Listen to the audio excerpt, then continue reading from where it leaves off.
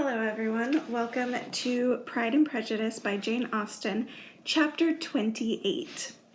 Every object in the next day's journey was new and interesting to Elizabeth, and her spirits were in a state for enjoyment, for she had seen her sister looking so well as to banish all fear for her health, and the prospect of her northern tour was a constant source of delight. When they left the high road for the lane to Hunsford, every eye was in search of the parsonage, and every turning expected to bring it in view.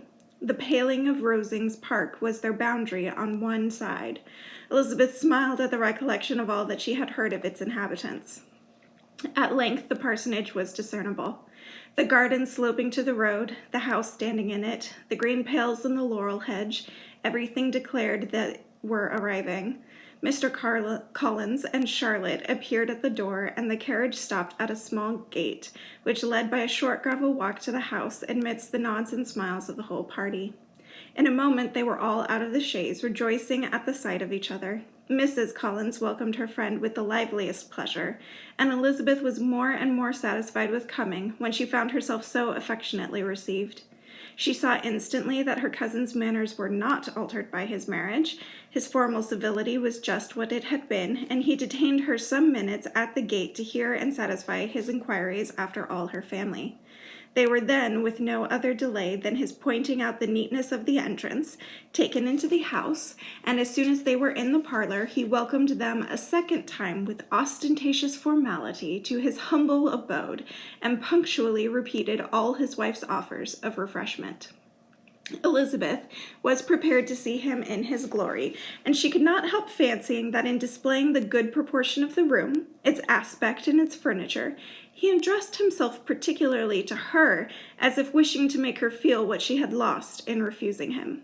But though everything seemed neat and comfortable, she was not able to gratify him by any sigh of repentance, and rather looked with wonder at her friend that she could have so cheerful an air with such a companion.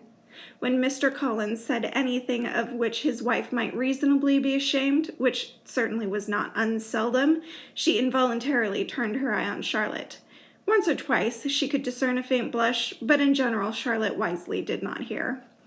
After sitting long enough to admire every article of furniture in the room, from the sideboard to the fender, to give an account of their journey and of all that had happened in London, Mr. Collins invited them to take a stroll in the garden, which was large and well laid out, and to the cultivation of which he attended himself. To work in his garden was one of his most respectable pleasures, and Elizabeth admired the command of countenance with which Charlotte talked of the healthfulness of the exercise, and owned she encouraged it as much as possible. Here, leading the way through every walk and crosswalk, and scarcely allowing them an interval to utter the praises he asked for, every view was pointed out with a minuteness which left beauty entirely behind. He could number the fields in every direction, and could tell how many trees there were in the most distant clump. But of all the views which his garden, or which the country, or the kingdom could boast, none were to be compared with the prospect of Rosings, afforded by an opening of the trees that bordered the park nearly opposite the front of his house. It was a handsome modern building, well situated on rising ground. From his garden, Mr. Collins would have led them round his 2 meadows, but the ladies, not having shoes to encounter the remains of a white frost, turned back, and while Sir William accompanied him, Charlotte took her sister and friend over the house, extremely well pleased, probably, to have the opportunity of showing it without her husband's help. It was rather small, but well built and convenient, and everything was fitted up and arranged with the neatness and consistency of which Elizabeth gave Charlotte all the credit. When Mr. Collins could be forgotten, there was really a great air of comfort throughout, and by Charlotte's evident enjoyment of it, Elizabeth supposed he must be often forgotten. She had already learnt that Lady Catherine was still in the country. It was spoken of again while they were at dinner, when Mr. Collins, joining in, observed, "Yes, Miss Elizabeth, you will have the honour of seeing Lady Catherine de Bourgh on the ensuing Sunday at church, and I need not say you will be delighted with her. She is all affability and condescension, and I doubt not but you will be honoured with some portion of her notice when service is over. I have scarcely any hesitation in saying that she will include you and my sister Maria in every invitation which she honors us during your stay here. Her behavior to my dear Charlotte is charming. We dine at Rosings twice every week, and are never allowed to walk home. Her ladyship's carriage is regularly ordered for us. I should say one of her ladyship's carriages, for she has several. Lady Catherine is a very respectable, sensible woman indeed, added Charlotte, and a most attentive neighbor. Very true, my dear, that is exactly what I say. She is the sort of woman whom one cannot regard with too much deference. The evening was spent chiefly in talking over Hertfordshire news, and telling again what had been already written, and when it closed, Elizabeth, in the solitude of her chamber, had to meditate upon Charlotte's degree of contentment, to understand her address and guiding, and composure in bearing with her husband, and to acknowledge that it was all done very well. She had also to anticipate how her visit would pass, the quiet tenor of their usual employments, the vexatious interruptions of Mr. Collins, and the gaieties of their intercourse with Rosings. A lively imagination soon settled it all.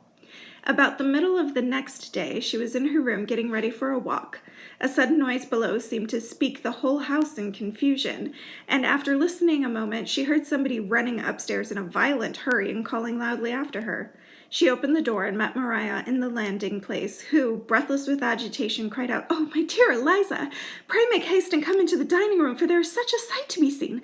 I will not tell you what it is. Make haste and come down this moment." Elizabeth asked questions in vain. Maria would tell her nothing more, and down they ran into the dining room, which fronted the lane, in the quest of this wonder. It was two ladies stopping in a low phaeton at the garden gate. "And is this all?" cried Elizabeth. "I expected at least that the pigs were got into the garden, and there is nothing but Lady Catherine and her daughter." "La, my dear," said Maria, quite shocked at the mistake, "it is not Lady Catherine. The old lady is Mrs. Jenkinson, who lives with them. The other is Miss de Bourgh. Only look at her. She is quite a little creature. Who would have thought she could be so thin and small?" "She is abominably rude to keep Charlotte out of doors in all this wind. Why does she not come in?" "Oh, Charlotte says she hardly ever does. It is the greatest of favors when Miss de Bourgh comes in." "I like her opinion," said Elizabeth, struck with other ideas. "She looks sickly and cross. Yes, she will do for him very well. She will make him a very proper wife." Mr. Collins and Charlotte were both standing at the gate in conversation with the ladies, and Sir William, to Elizabeth's high diversion, was stationed in the doorway, in earnest contemplation of the greatness before him, and constantly bowing whenever Miss de Bourgh looked that way. At length there was nothing more to be said. The ladies drove on, and the others returned into the house. Mr. Collins no sooner saw the two girls than he began to congratulate them on their good fortune, which Charlotte explained by letting them know that the whole party was asked to dine at Rosings the next day. We have arrived at Hunsford and have gotten our first invitation to Rosings Park. Oh, the shenanigans that will ensue. I'll see you next time.